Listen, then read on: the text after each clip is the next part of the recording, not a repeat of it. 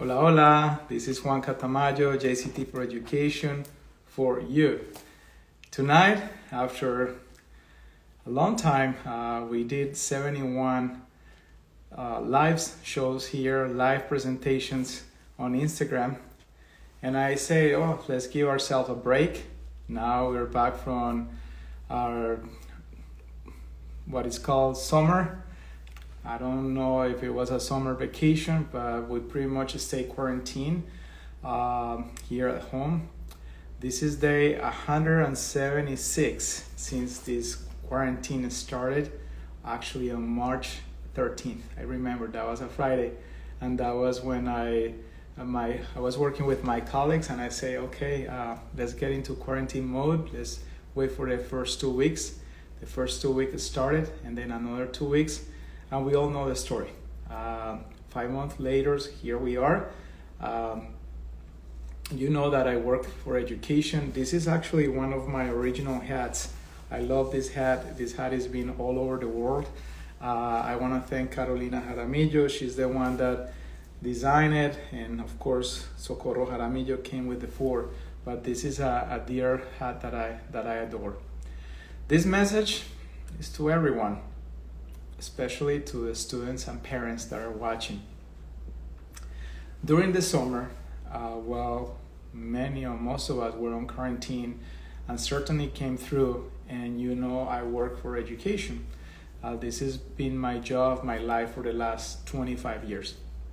This has been one of the busiest summer in the humankind history for education as well. Colleges and universities, high schools, from kindergarten, all over, they are all working together to welcome students from all corners of the world. Regional institutions, transnational institutions, they all have very busy summers. During our 71 lives here on Instagram, I invited multiple universities to talk to us, to give us updates. So we learned that there was going to be an online program, there was going to be a hybrid program. Hola Lina, hola todos, Katie, hola, ¿cómo están? And a lot of plans came through. The bottom line is this has been uncertain times for everyone. And I want to applaud colleges and universities, high schools, educators for coming through. Today I did a presentation to a high school in Barranquilla. Hola Lina, un abrazo. And it's called The Future of Education. And my answer to an hour session was the future of education is you. It is us. How much we are gonna put into the future of our next generation.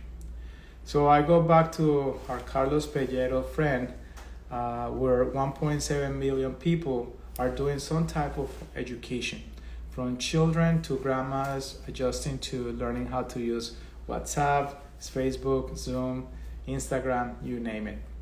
Out of that 1.7 billion, 17% did before March 13th of this year online education.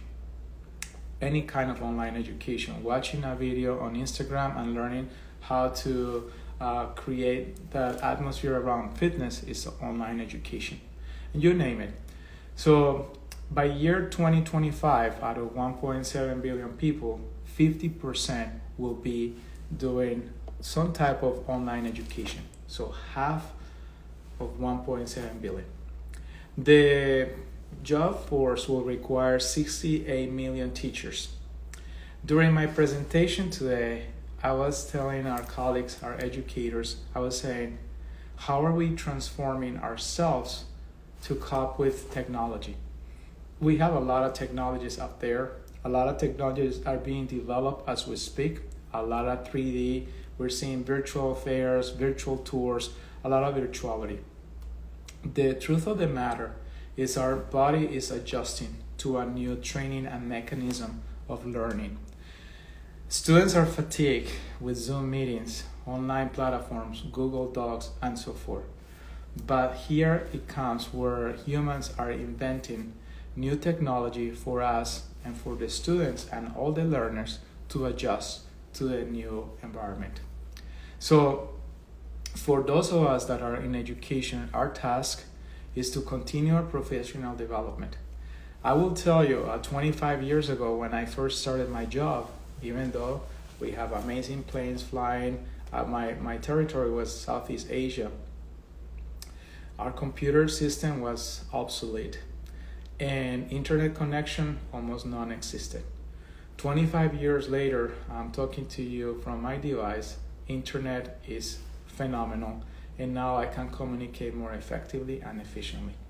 So I was like, I need to come out, I need to talk to folks, I need to talk to parents, I need to talk to colleagues, and most important, to our teachers, our adorable teachers from kindergarten to 12th grade, to teachers and faculty in colleges and universities. The work is very complex. And when you're in a classroom, I just heard from a surgeon in India, he mentioned that a teacher is adjusting his or her classroom to 20, 30, 40 different environments because children, students are studying from home. So those are different environments. Parents are listening to the conversations from teachers to the students. And this surgeon in India said something that stood on my mind. And it was like, teachers are teachers, surgeons are surgeons, and they're doing their best to adjust. So the bottom line is that we have to give time to our teachers, to our schools, to our universities to adjust to what we're going through. Everybody's really tired. Everybody's fatigued. Learning from home is not an easy task. But trust me, we're gonna get there and we're learning. We've been working long hours, actually, even working from home. Now our jobs no longer are 7, 8 hours. We're seeing our jobs going 8, 10, and 12 hours per day. We're seeing our jobs getting mixed between home duties like cleaning, watching the children doing their homework, and after that you gotta go into a staff meeting, but you have to come back, you have to cook the meals, and somebody else has to come out and go to the grocery shopping. So we are all adjusting. But everybody is on the same boat. Buenas noches. Aquí veo a Luisma. Luisma, buenas noches para ti. So students are brave. Our college students are going back to college. They're eager. Colleges and universities are opening their campus. They have different plans. They're teaching different blocks. They're putting quarantines. And students from Latin America, finally, airports are being opened. So eventually they will arrive here to the United States, to Europe. Eventually will arrive either in October or December or January. Hola Costanza, un abrazo. The bottom line is, like, for the parents that are watching, we have to continue encouraging our son or daughters to do the best they can. Teachers are doing the best they can to educate your son and daughters. So we gotta continue with optimism. We have to continue adjusting to the time that we are at right now, and we need to continue moving forward. Aquí estoy leyendo, soy Luis Mario Montoya, hijo del secretario de Educación de Alejandría. Un saludo especial. Un saludo para ti, Luis Mario. Te mando un abrazo muy grande.